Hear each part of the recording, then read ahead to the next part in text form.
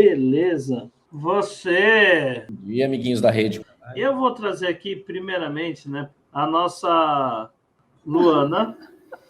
Oi, galera. Mafiosa italiana. Você viu? Mas tudo bem. O nosso Alan Xavier. Opa. E nós temos também uma pessoa que está aqui entre nós. Nosso intrépido... Agora ele enxerga as lives, né? Agora ele enxerga as demos, né? Bom, vamos lá então, pessoal. Novidades da semana. Temos poucas novidades da semana. E dá uma ficada na resenha aí. Bom, a primeira novidade, né? Os processadores Intel de nova geração, né? A família M6i, agora está disponível em duas novas regiões. Ainda não está disponível... já está disponível no Brasil, né? Então, esses processadores foram lançados um pouquinho antes do reInvent. São processadores da família nova, que o codinome da Intel, né, é Ice Lake. E aí eles prometem um ganho de performance de 15%, da performance mesmo, comparado na família anterior, que era a família dos M5, né? Além de trazer alguns ganhos do tipo mais velocidade de rede, melhor performance entre o CPU e a memória, capacidade de ter mais alocação de memória final, que faz com que a AWS tenha lançado tipos novos de instância com tamanhos novos, por exemplo, a M6i 32X Large, que era um integrante da família que não existia, né, na M5, e agora existe aqui. E é importante, né, relembrar aí para a galerinha a mudança da nomenclatura, né? Todos os processadores Intel, que são os primeiros processadores da AWS, eles não tinham sufixo aqui, né, cara? Eles simplesmente chamavam M1, M2, M3, T1, T2, T3, até o M5, R5 ou T3. Agora, os M6 viraram I, né, para fazer frente aos Graviton, que tem o G, e os AMD, que tem o A, né? Então, agora a família nova de processadores Intel vai vir dessa forma, e provavelmente logo vai sair os T4i, né? Que esse processador aqui, informação útil também, né? A família T, ela é mais velha do que a família M, né? Os primeiros processadores já eram M. Então, as primeiras famílias, elas eram M. Não existia a família T. A tecnologia T foi inventada depois, né? Que é o compartilhamento do CPU. E aí, por isso tá para trás, né? Então, a T3 é a M4, é o mesmo processador da M4. A T2, M4, T3, M5, agora M6i, provavelmente vai ser a T4i. Informações bem úteis. Historiador aí. Mesmo você, né? Tá vendo? Isso, para comprovar, né? Bem historiador. Nada, isso aí é só ter histórico, né, bicho? É só estar trabalhando com isso há alguns aninhos. Ele chegou aí quando ainda era mato. Esse processador aí é o que o Sagara gosta, que já tem uma frequência total de core de 3.5, desenvolvido lá em cima do Nitro System. É o processador que é o recomendado para aplicações SAP, aplicações de servidores de web. Então, esse é o... ele é baseado no... eu só não sei falar o nome, mas é o Xeon Scalable. É o Ice Lake de terceira geração. Então, esse é o processador. Esse dá para jogar um COD. E ele traz um recurso bem interessante, agora começa a ser exigido aí, né? Tá começando a ser exigido aí, que é a questão da encriptação total. O dado é processado, quer dizer, é desencriptado em tempo de memória, encriptado. Então, até a comunicação entre L1 e L2 lá dentro do processador, ela é criptografada, né? Entre os caches? Exatamente. Uhum. Entre os caches e o CPU, cara. Caraca! Então Top. Isso não tem nenhum overhead aí também? Tem overhead, mas aí a tecnologia ela já traz essa compensação, entendeu, Lu? Entendi. Ganha de um lado, tipo um pouquinho do outro. Tá. Exatamente. Provavelmente ele aumenta a performance, mas ele compensou com esse overhead aí, que no final das contas acaba trazendo, mesmo assim, 15% a mais de... Eu estava dando uma lida, quando lançou, né, um tempinho atrás, sobre sobre as tecnologias novas aí dessa nova família. Na prática, pouco muda. A resposta que a gente deu para M4 para M5 era qual? Galera, não pensem, mudem, certo? Galera, não pensem, mudem. Provavelmente a resposta de M5 para M6i vai ser a mesma, mas eu achei curioso a forma com que a AWS não está colocando de forma tão explícita o ganho custo-benefício. E aí eu fui pesquisar. Se a gente olhar aqui, ó, estão conseguindo ver aí? Se a gente olhar aqui, esse é um projeto open source, né, pessoal, que roda aqui, acho que eu já falei aqui algumas vezes, né, instance.vantage.sh. E esse cara aqui que ele faz? Ele faz chamadas na API da Amazon para poder trazer precificação. É mais fácil você procurar instâncias do tipo que você prefere e tal, né? Então, se a gente olhar aqui, ó, a instância M6i e M5, né? Primeiro que a API não está retornando a quantidade de EUCs, de ECUs, que é a forma com que a AWS usava até as M5, pelo menos não sabemos se está faltando esse dado ainda, se esse dado vai aparecer, mas para você poder comparar CPUs, né? Porque só a frequência não é suficiente, concordo? Então, o ganho, as tecnologias conta também. Por isso que a AWS utilizava esse contador aqui, que é o ECU, e ela parou de usar em alguns processadores. Por exemplo, a AMD não tem isso, né? Beleza. Então, ele tem esse modelo aqui que é a Large, né? Comparando a M6i Large com a M5 Large. 2 CPUs. Aqui temos um ganho, né, de networking, né? Então, aumentou em 25%, tem 25% a mais. Se a gente for olhar o custo da on-demand, ó, o mesmo preço para Linux. Para Windows on-demand, o mesmo preço. Então, teoricamente, só migrar, né? Questão de drivers, tal, tudo, me parece não ser um problema, porque o ENA, que era um problema da M4 para M5, é o mesmo ENA suportado aqui, então, teoricamente, o driver é o mesmo. Precisamos testar, mas, a priori, tudo igual, né? Só ir lá e mudar o tipo da instância, ou mudar no seu autoscaling, ou mudar no seu deployment do Kubernetes, etc. Mas não vai diminuir, não vai reduzir preço, mas vai aumentar a performance, beleza? 15% de CPU, mais 20% da CPU versus memória e 20% de rede. Agora, na instância reservada... Eu abri a gel dele mesmo. Não, dá para fazer. E aí, Cris? Vou botar. A criança invadindo a live. Processador, ela vem, né, cara? Ela adora essa questão de processadores. Agora, para instâncias reservadas, olha só, a M6 ela é mais cara do que a M5. É pouca coisa, mas é mais cara. Tá vendo? Então, 3 centavos em cima de 60 para 63,5. Né? E o valor mínimo de spot, aí é o inverso. Né? Aí o valor mínimo para spot é bem mais baixo na M5. Né? Agora, isso varia, né? Porque a reservada aqui, eu estou comparando o no upfront, beleza? Se a gente for olhar o convertible, eu já vou explicar essa diferença aqui para savings plan. Ó, a M5 é mais cara. E a M6 é mais barata. E normalmente o que a gente usa reservado é o convertible. Correto, Sagara, Luana e Alan? Normalmente o que a gente usa para reservar instâncias para cliente é convertible, certo? Sim ou não? Sim. Tá no mudo. Tá no mudo. Agora vai. E agora? Tô ouvindo. Beleza. Exatamente, para reservar não compensa, né? A não ser que você tenha um workload muito certo e sobretudo para banco de dados, que você acaba fazendo menos conversão ali, na maioria das vezes você vai acabar usando o convertible para fazer a sua reserva, né? Mas quem aqui já fez uma reserva convertible? Levanta a mão. Eu já fiz, né? Ninguém. O que vocês fazem quando o cliente quer reservar budget? Normalmente eu vou para o saving plan. Exatamente. A não ser que seja RDS, aí não tem exatamente. Por enquanto.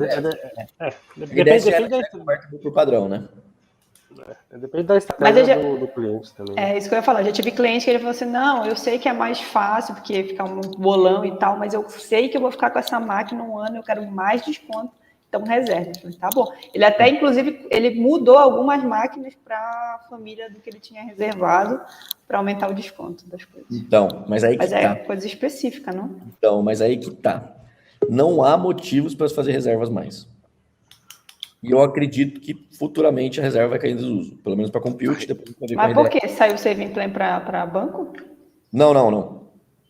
Pelo menos para compute, tá? Para reserva. Provavelmente vai, tá, Lu? Mas não saiu ainda. Mas a questão é o seguinte, cara. A reserva standard, ela tem o mesmo preço do Savings Plan EC2. E a reserva Convertible tem o mesmo preço do EC2 Compute. E o Savings Plan tem muito mais funcionalidades. Por exemplo, troca de regiões para Compute, uso para Lambda, para outros serviços. Fala aí, Tio Ri. Beleza? Opa! Bom dia. Bom dia, tudo beleza? Não poderia deixar de participar da última aí do ano, né? Exatamente. Hoje é a última, né? Hoje é a saideira. Até pôr meu chapéuzinho aqui, mas meu aplicativo falhou. Eu procurei minha touquinha aqui, por isso que eu me atrasei, mas não consegui achar. Não. Deve estar lavando já pro Natal, né, tio? Então, o que eu queria dizer é o seguinte, né? Aqui nessa página, eu não preciso ter Savings Plan, entendeu? É o mesmo preço, porque eu estou comparando o preço de uma instância, só que a gente sabe que o Savings Plan tem essa vantagem. Então, quando eu digo que a gente usa sempre Convertible, é porque normalmente a gente faz o EC2 com o Savings Plan Compute, né? Que é o compatível com o Convertible em preço. Então, se você olhar lá o preço de um EC2 Convertible do tipo tal, e eu fazer o Savings Plan do mesmo valor tal, vai dar a mesma porcentagem, entendeu? Eu já fiz essa conta várias vezes, sempre deu certo. Se alguém achar essa conta dando errado em algum tipo de instância, me avise aí para eu quebrar o meu conceito. Isso não é divulgado nas documentações, mas é o que eu sempre percebo quando eu faço as análises, tá? Mas o convertible vale a pena, mas aí se a gente for olhar o standardzão lá, fica um pouquinho mais barato o reservado, né? Não? Do que C2, do que Savings Plan C2, não. Entendeu? Tá, só relacionado ao compute. É que provavelmente você está comparando EC2 reserva standard, que é mais econômica, com o Savings Plan Compute, que aí é a mesma comparação de reserva flexível para standard, entendeu? Conversível, entendeu? Por quê? Porque a flexível, a Amazon te dá a chance de trocar instância, que é o caso do Savings Plan Compute, ela te dá a chance de trocar instância. Mas antes, com Convertible, isso era um parto. Por quê? Porque você devolve a instância, a Amazon te dá créditos de reserva conversível, e aí você compra outro tipo. Com o Savings Plan não precisa mais fazer isso, entendeu? Com o Savings Plan agora beleza. Só que, se você vai usar instâncias Outra coisa, na reserva standard, você travava o tipo da instância. E você podia fazer upgrade dela. Mas você travava o tipo da instância. Agora, no EC2, Savings Plan EC2, você trava a família. Entendeu? Então, ela ainda é um pouco mais flexível, mas você trava a família, filho. Se você trocar a família, você tá lascado. Que aí você vai perder, que é o mesmo caso que acontecia lá que é o mesmo caso que acontecia na RI Standard, né? Na reserva Standard, entendeu? Então, por isso que eu digo, não faz mais sentido você fazer, se quiserem fazer a análise lá e ver que é algum tipo de instância aí que eu não conheço, que eu nunca usei, ou que eu nunca cotei, tá diferente disso, mas é o que eu sempre observei, entendeu? Boa. No geral, o preço é o mesmo. Exatamente. Só que assim, se você está comparando, reserva tradicional, reserva standard, com EC2 Compute, aí vai ser diferente mesmo, né? Aí não tem jeito. Quando tu perguntou, a gente sempre faz convertible, né, pessoal? Aí eu acho que eu tô fazendo alguma coisa. Eu vou falar na frente dele aqui ao vivo que ele tá mentindo, né? Era essa a provocação, Lu. Era essa a provocação, porque na prática vocês fazem, a gente faz muito o EC2 Compute, né? E aí o Savings Plan Compute, que é o compatível em preço com o Convertible. Beleza. Agora, se a gente olhar aqui a R, a instância do tipo R, R6i ou R5, né? Veja, agora a M6 E está mais caro na Convertible, pouquinho, mas tá. Está mais caro na RI tradicional, né? RI Compute, ou reserva tradicional. E no On Demand também. Tá vendo? E no On Demand também. Né? Aí já para Windows é o mesmo preço no On Demand, tá vendo? Não, mas o On Demand que O On tá aí Demand tá o mesmo preço. tá o mesmo preço. 0,126. Ah, desculpa. Eu tava vendo reservado. Tava falando da reservada. Foi mal. Aqui, tá? Então, assim, cara, precisa tomar muito cuidado com essa questão do preço agora. É claro que a gente tem uma relação custo-benefício melhor, mas se tava sobrando CPU na sua R5, vai ter que dar uma olhada. Talvez você gaste mais. É pouco. Agora, vamos lá, né, pessoal? Vai ter que atualizar as famílias, não tem o que fazer, porque chega uma hora que as funcionalidades param de existir nas famílias mais velhas, né? Então, uma hora vai ter que acontecer. Mas, se você aí, com o tempo, a Amazon não tende a diminuir o preço desses cenários aí, Flávio, por conta para empurrar a galera para usar? Eu nunca vi, Lu, a AWS diminuir o preço numa família existente. As reduções de preço, elas sempre são com a família nova, pelo menos das vezes que eu vi, tá? Mas é questão de a gente acompanhar. Eu já vi outras reduções de preço em data transfer, em serviços específicos, por exemplo, o Transcribe agora teve uma redução de custo bem importante, então... Flávio, mas eu acho que sim, quer ver? Volta pra M lá e compara a M4 com a M6i. Não, mas é de uma família para outra, entendeu, Sagara? Não, ele falou que numa mesma família, com o tempo, ele não diminui o preço, só quando lança família nova. Eu nunca vi a família M5 diminuir 20% do preço, entendeu? Eu nunca vi isso acontecer. A gente sempre vê que sai a família nova mais barata, entendeu? Compreendi. E é o que aconteceu na M4, por exemplo, né? M4, a gente fala, mas, cara, simplesmente muda que não tem o que falar, o que pensar, muda, pronto. Agora precisa dar uma olhada, porque não ficou tão simples assim, entendeu? Boa. A M4, por exemplo, tá vendo? Ela custava mais, tá vendo? Ela era mais cara, em todas as circunstâncias ela era mais cara, entendeu? Bom, é isso. E aí tem mais uma novidade que agora, né, as próprias R, que a gente já falou dela, né, as R6i, que estão disponíveis em 8 novas regiões, agora estão disponíveis aqui. Não estão disponíveis ainda, perdão, em São Paulo. Em São Paulo ainda não. Essa aqui não está, exatamente. A outra já está, a M já está, a R ainda não, né? Estão disponíveis nas regiões que saem primeiro aí, e ainda não no Brasil, beleza? Bom, beleza, então falamos bastante de CPU agora, vamos falar aqui um pouquinho sobre outras coisas, né? O FSX for NetApp ONTAP. Falou-se bastante sobre esse cara lá no Reinvent. A gente não tem usado, né? Mas talvez porque a NetApp estava lá, né? Era um dos patrocinadores. Mas a novidade aqui é que agora ele suporta CloudFormation, né? Então é um serviço relativamente novo, que foi anunciado aqui. Acho que foi o Sagara que anunciou, né, Sagara, esse serviço? Sim, do NetApp ONTAP, sim. Bem interessante o serviço, tá, Flávio? E agora mais interessante com o CloudFormation. Exato. Fala um pouquinho do serviço aí pra galera que não conhece. Tá, o NetApp ONTAP, ele é um serviço mais voltado para você conseguir fazer as migrações do seu on-premises ali para dentro da plataforma, né? O NetApp, ele é a empresa, o ONTAP, ele é a aplicação, e ele funciona de forma similar, é um erro eu falar isso talvez, mas só para ter uma ideia, ele funciona similar a uns teradrives que a gente tinha. Então você consegue garantir que toda a sua o seu sistema de arquivos ali, né? Que o sistema de arquivos não, né? Mas o seu compartilhamento de arquivos com o FXS, você consegue migrar de dentro do ONTAP para dentro do FXS. Ou você utilizar o próprio ONTAP usando o FXS. Né? É bem interessante o serviço. Eu ainda não tive a oportunidade de testar, para falar a verdade, né? Eu conversei um pouco sobre isso. Eu conversei um pouco sobre isso com o pessoal da NetApp, tá? Eu conversei com uma engenheira, tava me lembrando dela aqui, tive um lapso, mas a discussão foi: é possível com ele, por exemplo, montar como se fosse um storage mesmo no EC2 ali, ele já é multi-AZ, né? Então daria pra gente fazer, por exemplo, subir, por exemplo, um rack, sabe, Luana? Então a discussão que a gente tava tendo era essa, assim, dá pra subir 10 CANs e tal, então, cara, é um storage tradicional na nuvem, né? Então tem várias features, várias funcionalidades. Uma funcionalidade que a gente estava discutindo, debatendo era essa, né? A possibilidade de se fazer isso. E o entendimento ali na discussão foi que era, mas precisava testar.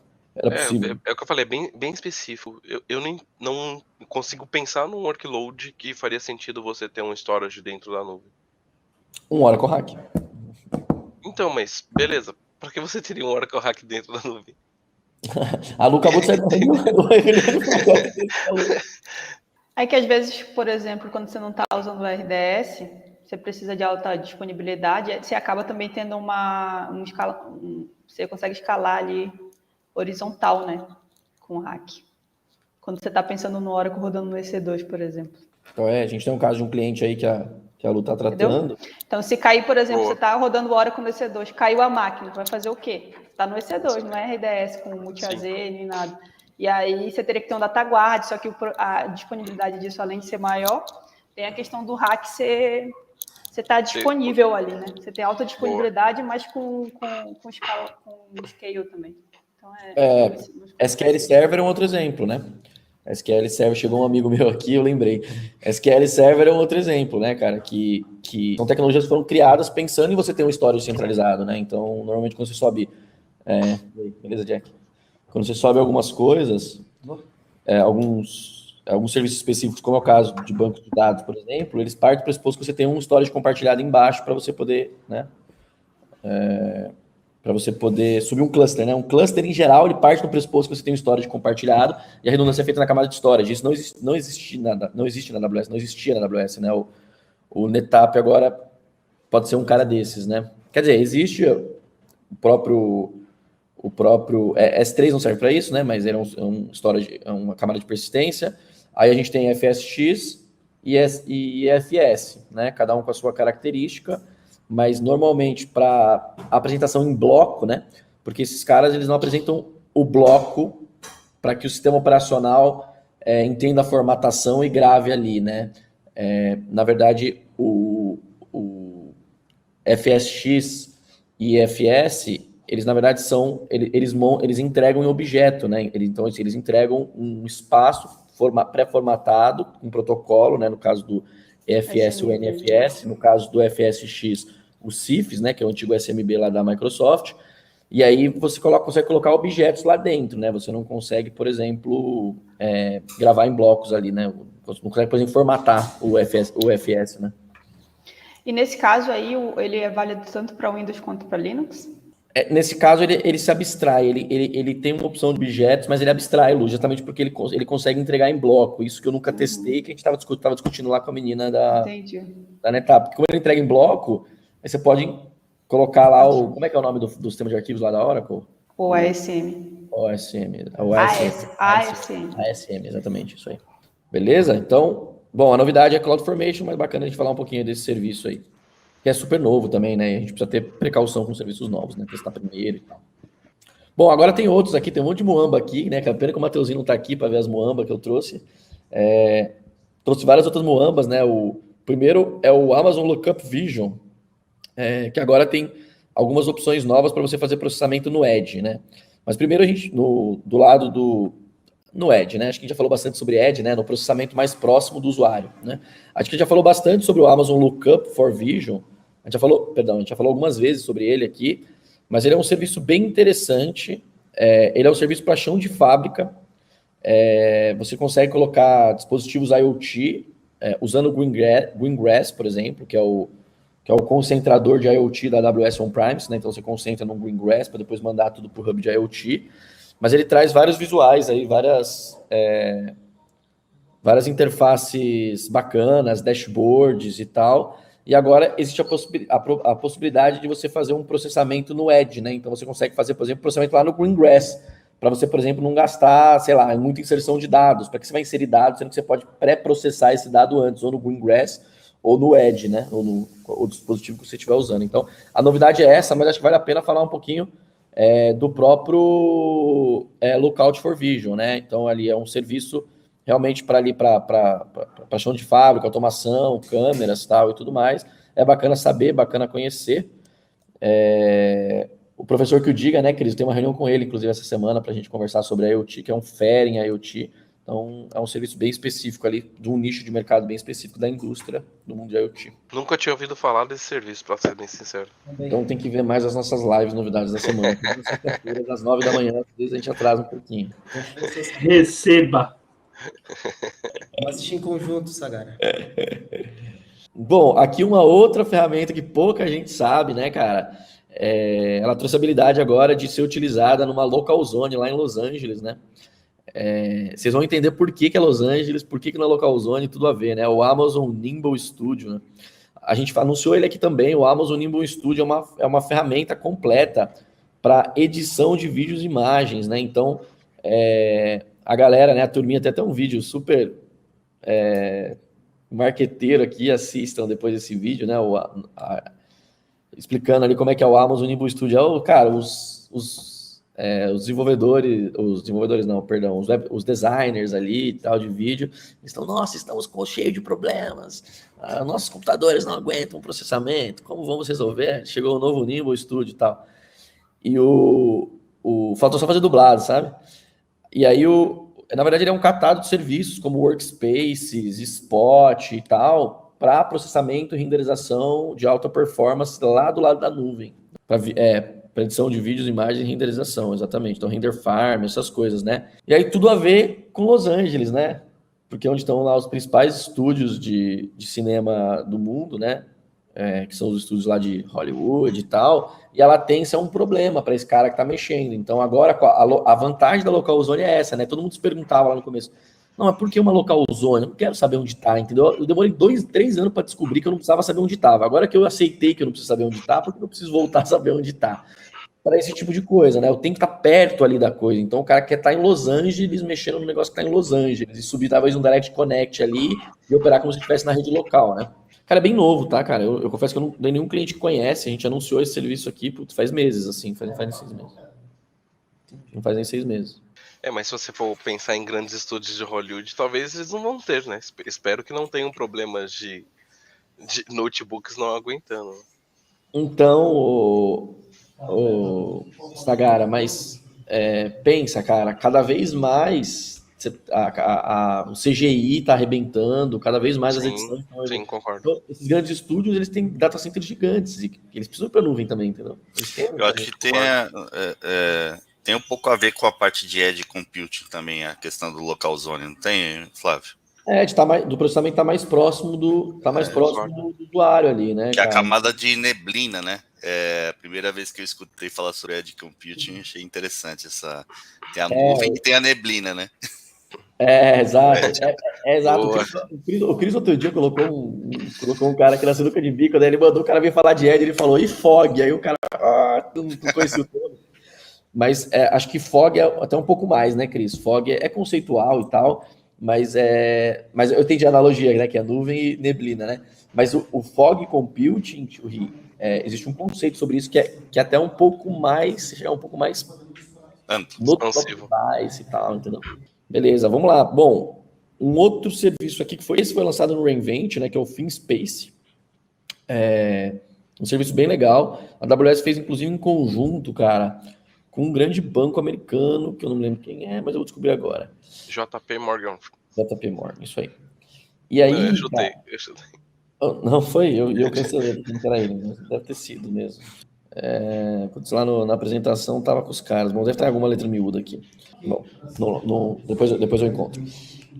Na verdade, ele é um serviço para você unificar dados financeiros. Então, imagina que eu tenho dados financeiros em diversos sistemas diferentes, em diversas bases diferentes. E aí a ideia é que esse serviço ajude você a identificar. Então, fala assim, cara, nós estamos falando aqui da mesma operação, da mesma ação, do mesmo cliente do banco, né? Falando de Open Bank agora, cara, esse serviço tem um baita potencial, né? A gente falou bastante sobre Open Bank na live ontem com o Fabrício e o Pimenta da Sensidia. É um serviço bem interessante, que tem um futuro bem promissor. E a novidade aqui é que agora ele está no escopo SOC, então tanto SOC 1, 2 ou 3, né, que são, na verdade, os requisitos de compliance. Então, se você estiver usando esse serviço, você pode ser uma empresa compliance com SOC, lembrando que para você estar listado nas bolsas dos Estados Unidos, você precisa ser compliance SOC, né? É uma dos requisitos, né? O SOC, acho. Aqui no Brasil, na Bolsa de São Paulo, por exemplo, a gente tem a auditoria do PQO, né, da BSM. A BSM é o órgão que controla isso. Então, a gente não usa SOC, né? A gente não usa esse mesmo padrão, mas na prática são requisitos muito similares, né? Mesmo se você quisesse. Se você for daqui e quiser lá, você precisa atender os 2 requisitos, que foi o caso que aconteceu com o Nubank agora. Exatamente. Com outras instituições, XP, por exemplo.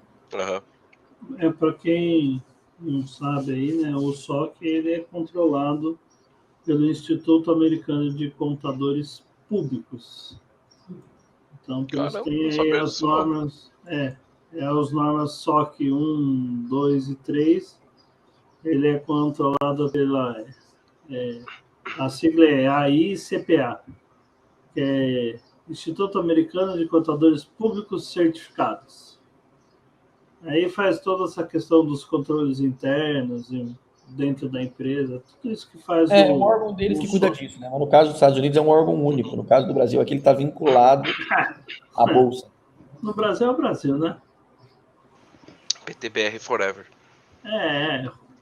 E aí tá a página do serviço aí para quem não conhecia. E temos uma outra novidade sobre o FinSpace, que agora ele tem um Quick Setup. Então ele tem um Next Finish lá para você poder baixar ali o seu catálogo, os seus exemplos de dados e fazer cargas de aperfeiçoamento dos dados, ou seja, né, para você poder fazer com que os dados fiquem unificados e preparados ali. Então você pode importar e tal. O famoso NNF. Exatamente. Para a galera de Windows aí, ó, pode usar agora esse serviço. Cuidado que tem NNF no Windows, no Linux também, hein, cara. Tem. Mas é NNF ou NNC? NND. Next Done. Na verdade é MNC, né? Microsoft Next Click. E aí, último serviço que a gente vai falar é o LEX, né? O serviço de interpretação de linguagem humana, né? De voz para texto, vice-versa. Perdão, de voz para texto, não vice-versa. Exato. Ele tem 2 novidades, que é o CloudFormation, agora ele está suportando a criação via CloudFormation. E uma outra novidade bem bacana para a gente aqui, agora ele está suportando Mandarim, né? Então, agora a gente pode utilizar o Lex, caso a gente esteja fazendo algum serviço para alguma empresa chinesa. Aí, Português Brasil também agora está funcionando. PTBR. Cara, saiu uma novidade similar, acho que algumas semanas atrás, e eu fui procurar a diferença que eles tinham para português e Brazilian Portuguese, né? O PTBR e o PT. E na página da Blast não deixa claro qual que é a diferença entre eles. Talvez eles usam alguma biblioteca específica, né, para fazer essas conversões, mas não fala quais são as diferenças em si. Então, em teoria, olhando a documentação, daria para você usar qualquer um dos portugueses. Mais ou menos, né? Tipo, você já viu ônibus, né? Você ouviu o sotaque? Já, muda. Algumas palavras mudam. Eu tava vendo, inclusive, que nessa pandemia... entender. Nessa pandemia, cara, teve muita...